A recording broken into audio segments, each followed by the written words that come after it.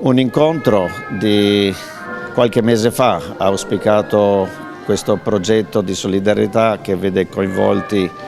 i musicisti delle scuole di musica di Codroipo e di San Vito e i componenti dell'Orchestra Giovanile Europea European Spirit of Youth Orchestra. Promosso dal Lions Club del Tagliamento, del Sesto Regena in Silvis, San Vito al Tagliamento, un importante momento di solidarietà a favore di Manos Blancas, i giovani, per quelli meno fortunati che la sorte ha creato loro questa difficoltà, ma che cercano nonostante questo di vivere in maniera integrata la loro esistenza e con questo anche vivere la musica grazie alla collaborazione con la scuola media di indirizzo musicale di San Vito al Tagliamento. Un progetto che porta il titolo Orchestriamo, amo con la A maiuscola, orchestra perché è un insieme, l'orchestra come simbolo della società civile dove ogni membro è importante per creare quelle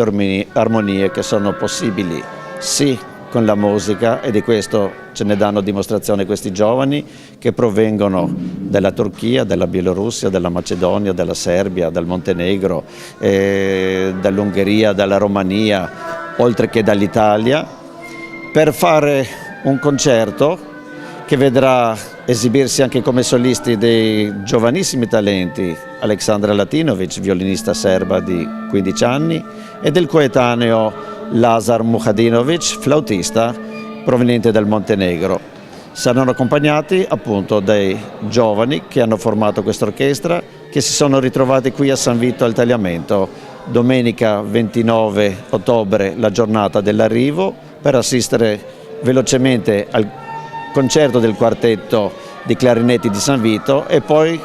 4-5 giorni di tempo per mettere sul programma, che li vedrà protagonisti venerdì mattina per le scuole e sabato 4 novembre alle 11 al concerto di gala, appunto del quale vi ho già dato ampia illustrazione. Un ringraziamento alle famiglie di San Vito e del circondario che hanno accolto con grandissima passione questi giovani musicisti,